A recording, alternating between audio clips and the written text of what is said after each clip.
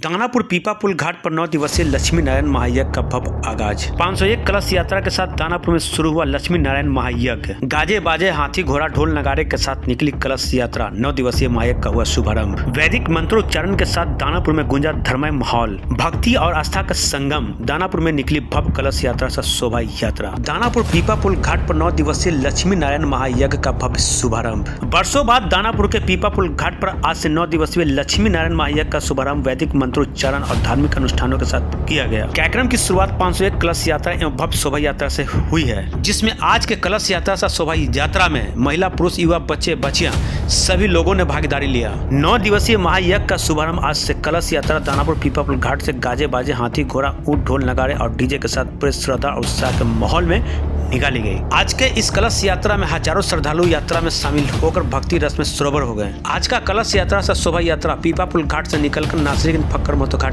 पहुंची, जहां श्रद्धालुओं द्वारा विधि विधान से जल भरी की गई। जिसके बाद कलश यात्रा पुनः ढोल नगाड़ों और भजन कीर्तन के साथ वापस पहुंची पीपा पुल घाट पर। कलश स्थापना के साथ आज से 9 दिनों तक चलने वाले लक्ष्मी नारायण महायज्ञ का विधिवत शुभारंभ हो गया, जिसमें प्रतिदिन धार्मिक कार्यक्रम, पूजा अर्चना और प्रवचन आयोजित किए जाएंगे। लगभग 500 के अंदाज में है।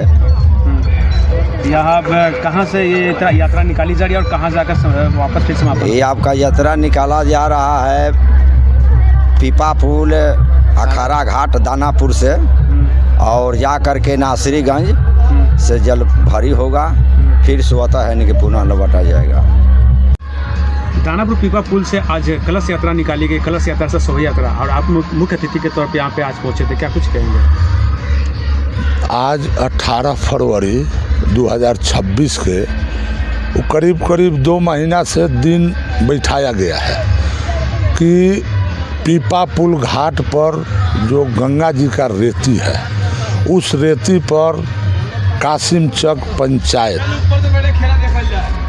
के सभी जनता भाई बंधु एकत्र हो करके आगे हो करके इस यज्ञ के अनुष्ठान शुरू किए हैं। और हम एक बात बोलना चाहेंगे कि दानापुर विधानसभा के जनता भाई से निवेदन है कि शांतिपूर्वक इस यज्ञ को सभी भाई बंधु गार्जियन माता बहन मिल करके इस यज्ञ को सफल बनाएं।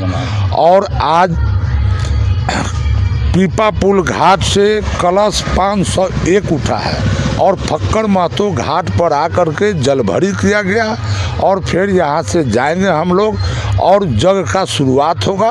26 फरवरी 2026 को समापन है और उसी दिन भोज भंडार भी होगा। सभी भाई को प्रसाद समझ करके आकर के ग्रहण कर लेना।